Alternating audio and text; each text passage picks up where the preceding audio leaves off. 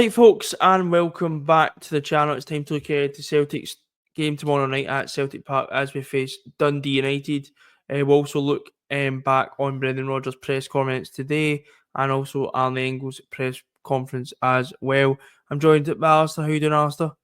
Good, thanks, mate. Aye, good. Alistair, obviously we got into the Dundee United game off the back of that win at the weekend against St Mirren. Obviously we spoke about it, obviously, and we've seen a lot of changes to the team. What are you expecting tomorrow night? Expecting a very competitive game, but I'm expecting a very attack versus defence kind of game. Kind of somewhat of the one at Tannadice. That's what I'm expecting, but hopefully we can score this time and then as early as possible just to make it a better game, tell you. That's what I'm expecting. Aye, well, you mentioned that game at Tannadice. Obviously, it's we're horrendous that day, honestly. But you know, it's a game we should be winning, Alistair, at Celtic Park. We should be beating anybody at home in this league, let's be honest.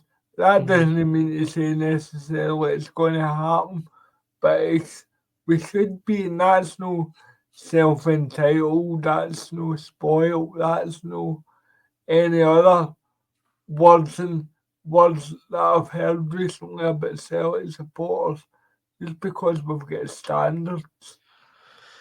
Aye, obviously we're going to team selection now because obviously we've seen a lot of changes at the weekend. I mean, you kind of briefly mentioned that I did say we would get into we'll also get into the press conference and stuff. I want to focus a bit on the opposition.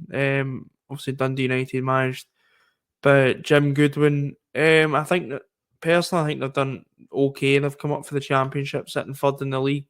They lost at the weekend to Hearts, but Alice, I think they've done all right. I think since coming up. Dundee United have, I would say, Josh, I know you could say Aberdeen, other team out with Celtic in this league, both good and bad. But I think Dundee United have come right under the radar because Dundee United financially are in a bad way, and that just shows you what can be done with a bit of organisation, bit of hard work, bit of good scouting, bit of everything really. So no, I'm quite pleased that they're doing quite well because I've always had a soft spot for Dundee United, but I respect it. I think they're needed in the league. If you're talking about the best teams in Scotland, I think Dundee United should be in that league. If you're wanting the best kind of Scottish league side, completely understand what you mean. As you said, the Jim Goodwin teams are always organised. It was the same as St Mirren. It was always organised, hard to beat. I do think Aberdeen was given a completely basket case of a club. But Alistair, you know what you expect for a Jim Goodwin team. That's what I'm trying to say. It's going to be organised. They're going to try and make it difficult for Celtic.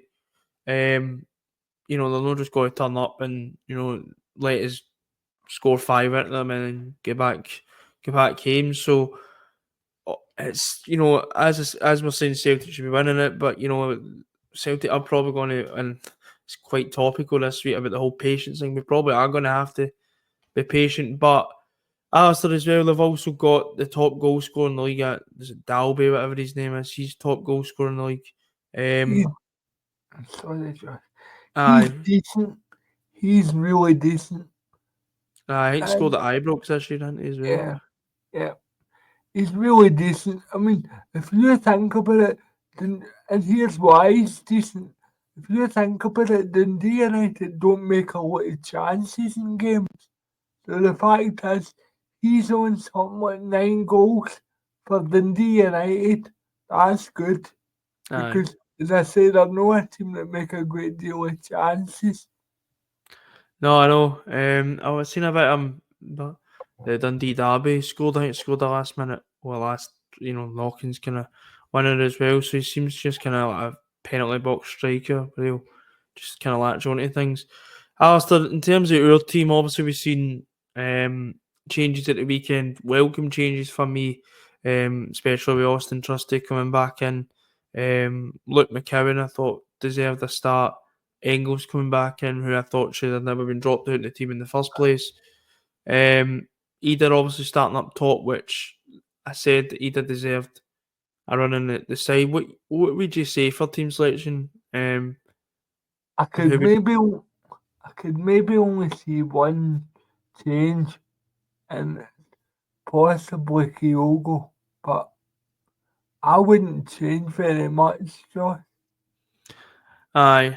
By the way, on the topic of Kyogo, I know Twitter's been going, we're just recording this, I know Twitter's been in a bit of a meltdown over the last hour because Atalanta put Japanese writing up on their Twitter, so I'm hoping that doesn't come to anything, but I don't think it would, because I think it would be out of the papers if he was leaving Celtic. But no, I think Kyogo, I do feel for our strikers, and it goes for Ida. I said at the weekend, Ida was trying really hard to get a goal, but I just think the lack of service is killing the two of them. It's just Ida was trying. I just think nothing would go for him. He did actually have the ball in the net of the weekend. It was offside.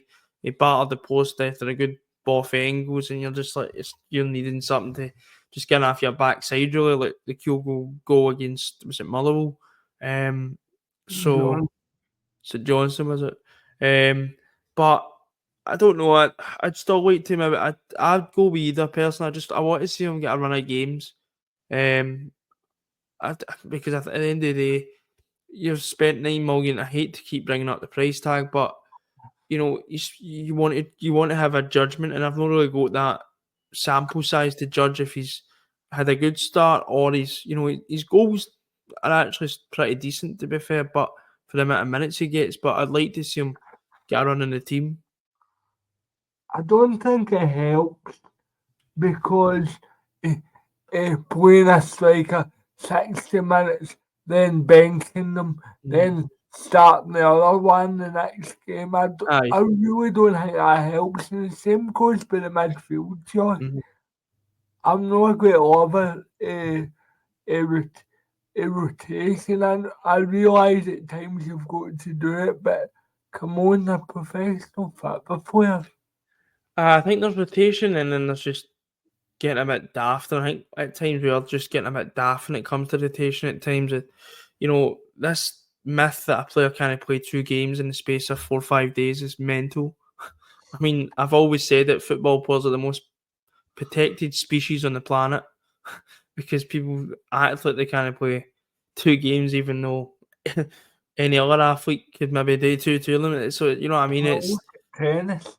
Aye, for instance, tennis. Like I watch tennis myself, and they're playing for 3 or 4 hour matches every second day during tournaments. So it's I think it's I'd like just either because they run, and I'm not saying we don't need to make changes, but changes that would actually come in and that makes sense.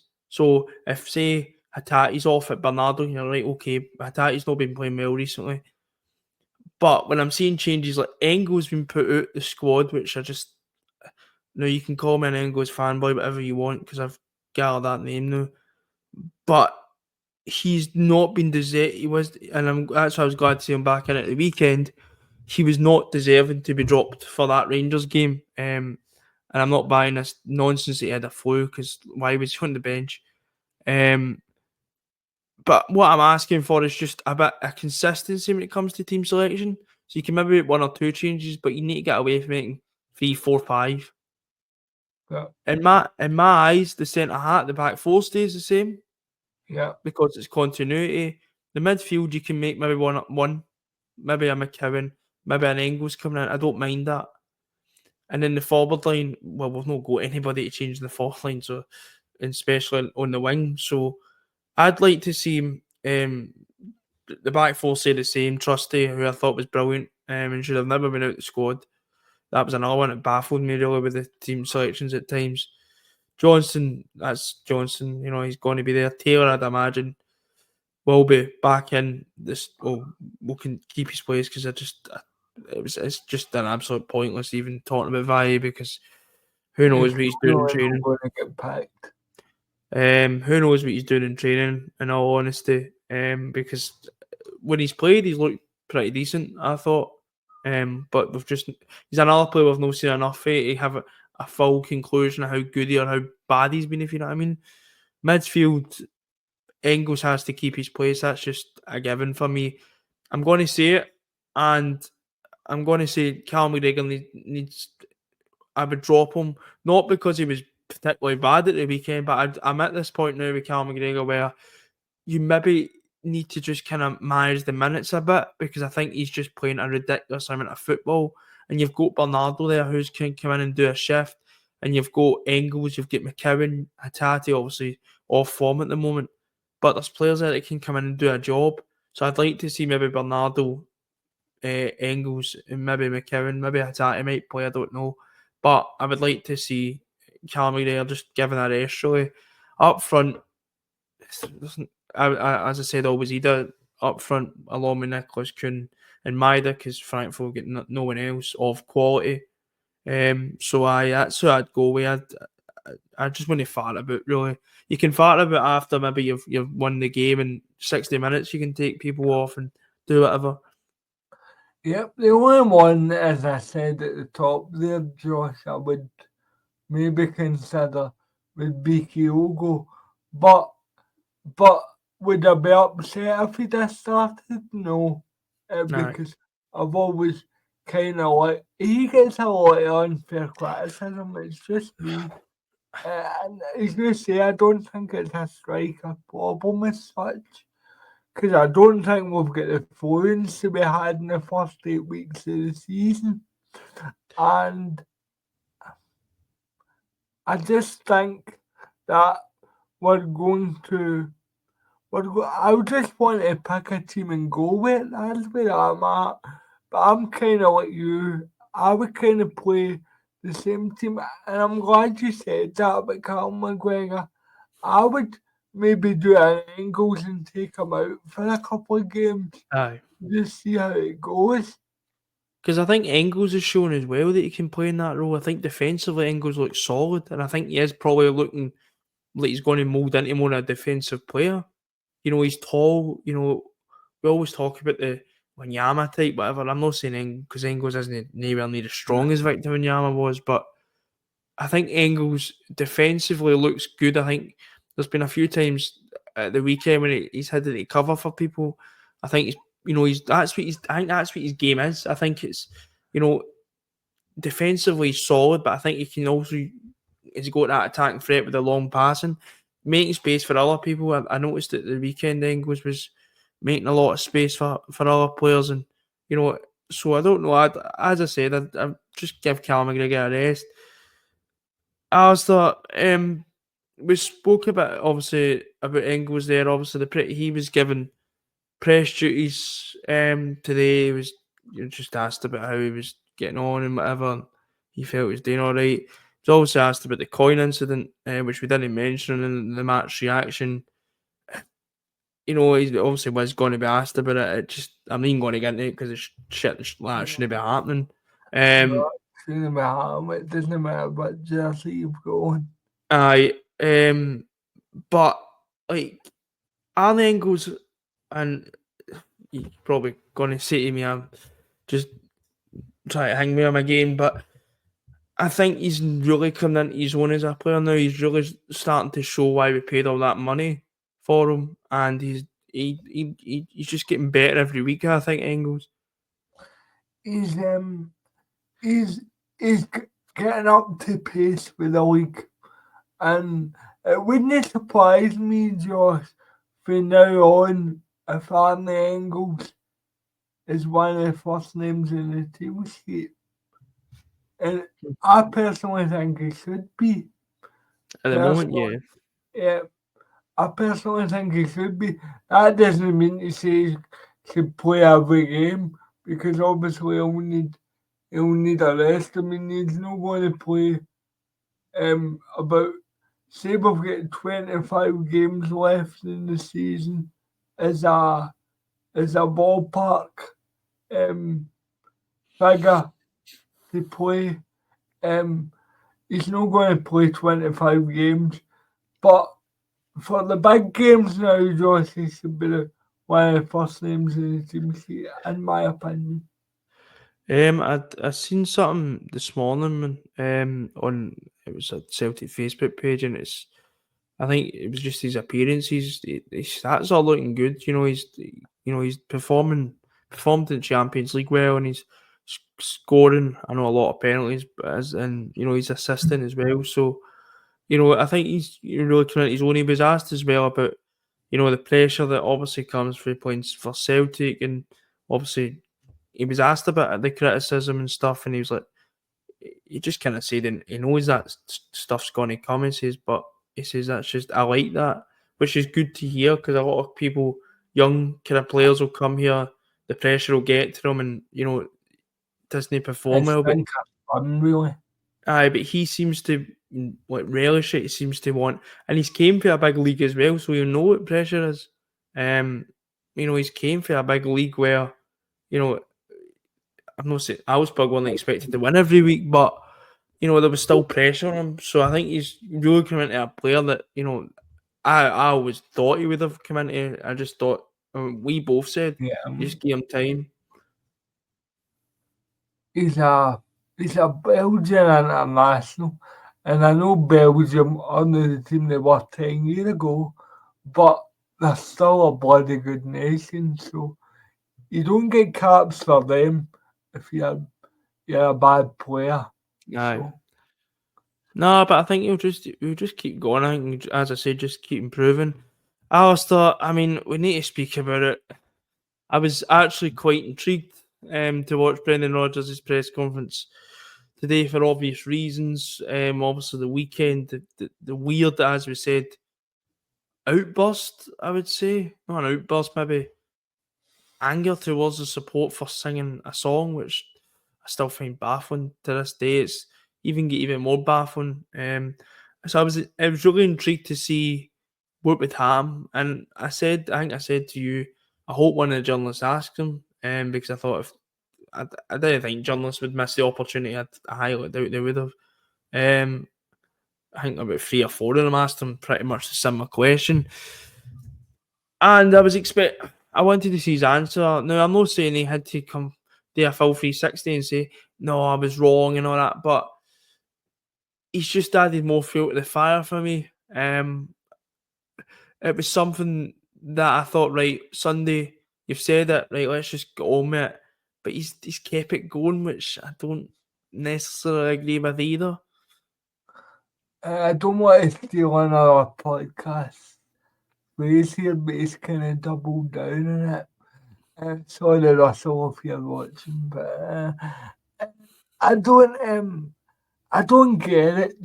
It's a size, so well, I think we both said that fans at Celtic Park could give the team more of a break No, if we've no scored in the first half, shall we say. However, what he's not helped himself with is the Greg Taylor, Kieran Tierney debacle. And do you know the funny And he never really backtracked on that. I don't think he gets it, and he should get it because he worked with Kieran Tierney, so he should know. That's what I was going to say. I find myself laughing at times because it's such a silly. Like I've seen managers come out with some absolute dross, right? But to have a go at support because they chanted a name and I've said this, but who we're actively pursuing January or for the end of the season. Probably the summer now. Probably the summer, aye. Because I think I know David Ornstein put something who's when it comes to Arsenal, he's pretty spot on. But even in the summer, he knows how big he was here the first time when Kieran Tierney was. I know Ronnie Dyler brought him through, but Brendan Rodgers put him in. I would say put him into the player. Yeah. And he was here during all the success, and he knows that he's adored by the Celtic support. It's not even just it's just a complete mental like we were 13 points clear at the weekend.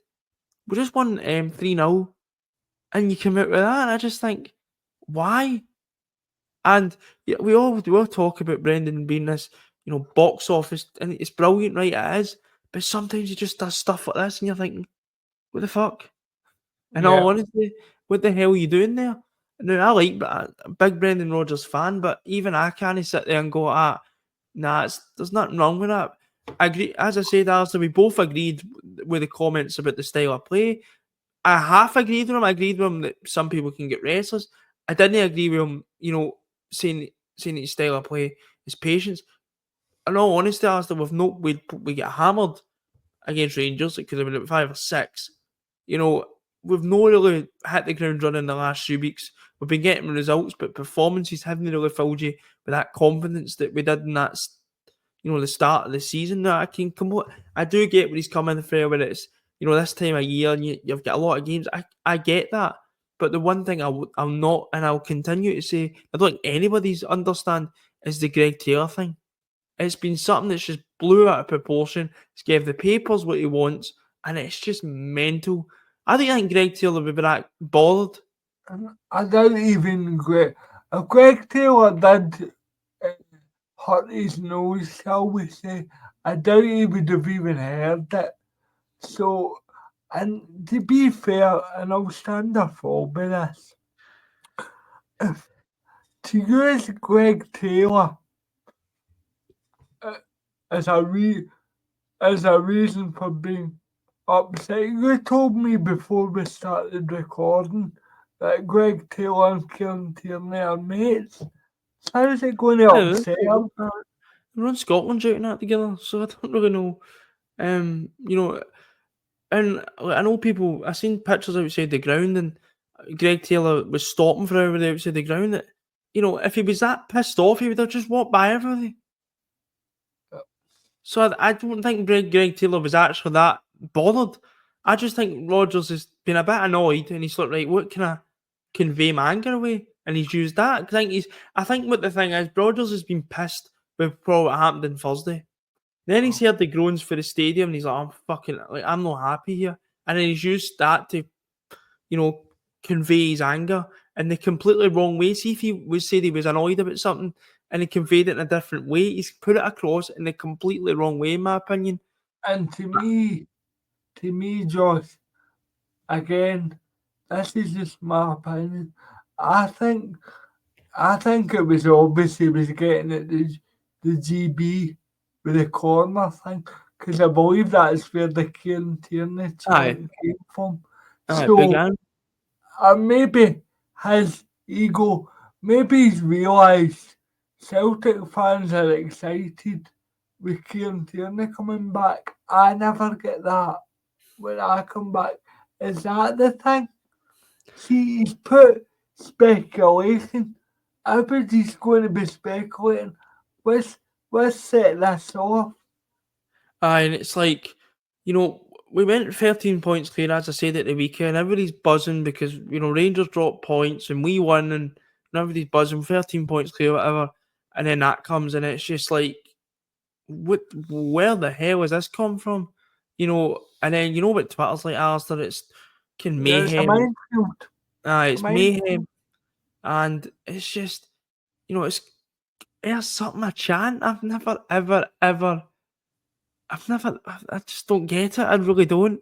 Then he said something about the style of play again, which he said something about when he was the Swansea manager and that. He said at the weekend. He said at the weekend, when we're maybe like passing it back, you want like it should be clapping. I'm like, clapping what? Like, I'm all for giving you time, but I'm not going to sit there and go. This is great to watch, isn't it? Be a happy clapper. So maybe I've completely picked him up wrong, but I think it's something absolutely ridiculous. In all honesty, I'll be honest. I didn't think he could make it worse, but he has. He's made it into something that's not. It was never. See if he come out and says, "We played well, 13 points clear. we were good and whatever. Everybody went away Celtic Park that day. Nothing would have even been made about it. But all of a sudden, we're 13 clear, and he's come out with something like that. I'd expect a manager to come out with that when they're under pressure. Yeah. Not when they're 13 points at the top of the table. Mentality.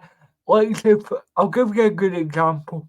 If he come out with that after we lost at Tynecastle, I would have understood it. I would say, right, he's trying to get us all behind the team for the last push to try and retrieve this league, but there's absolutely no reason for it. Because he used the siege mentality last season and it worked a peach. He used the whole our story thing, which I thought was brilliant. But to go back the supporters like at the end of the day, and he kind of was like, if you knew football, no, like come on, Brendan, I hate that. Don't be cheeky here. Like we know he's got a brilliant knowledge. He obviously has got a better knowledge than us than football. He's been at football.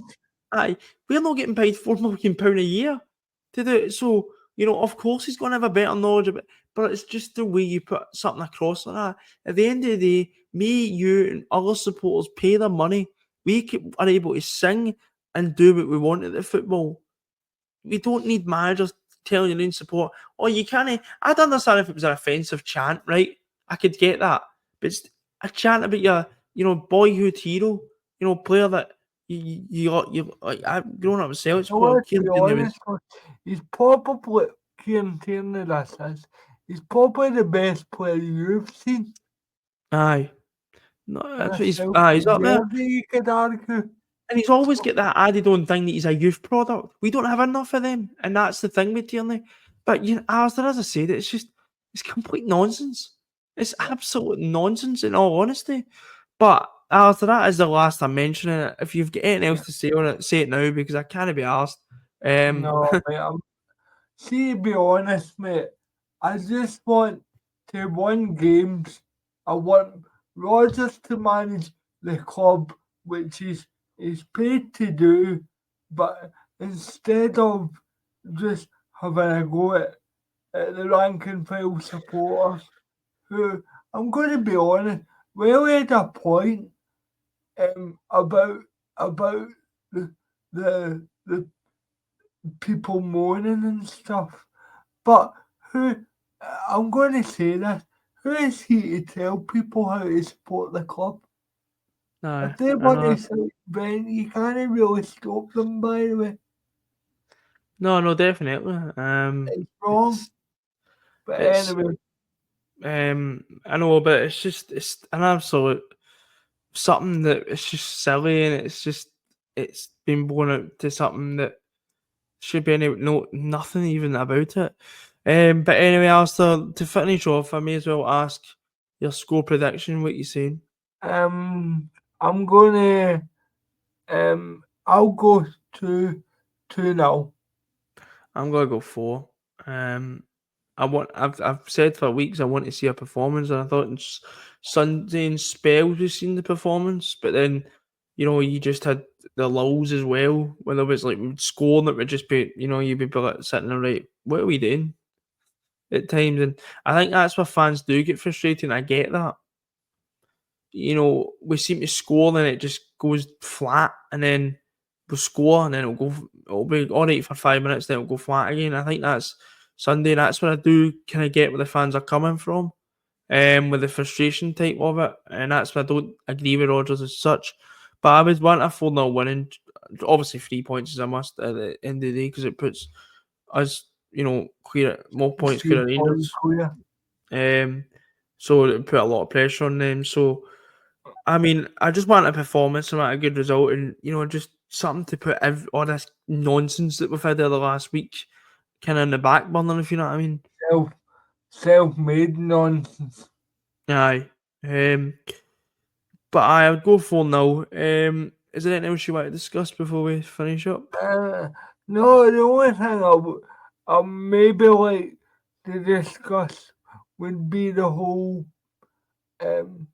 Tierney no coming into the summer has been well reported. So we will definitely get a transfer kind of video up at some point, so we'll probably discuss that in that. Well, maybe that's a good idea. Maybe Aye, we should wait till they're more meat in the bone kind of thing. 'Cause aye, it's a bit muddled in it. I still think Kieran's will be here. aye. If not No, in January, definitely the summer. I know we'll discuss that I think in another video. We'll do a transfer video, but I will just end it there for this video. That's been it for the Celtic versus Dundee match preview. We'll be back tomorrow Right. night after the video after the match. Sorry, for post match reaction. Until then, speeches later and hail hail.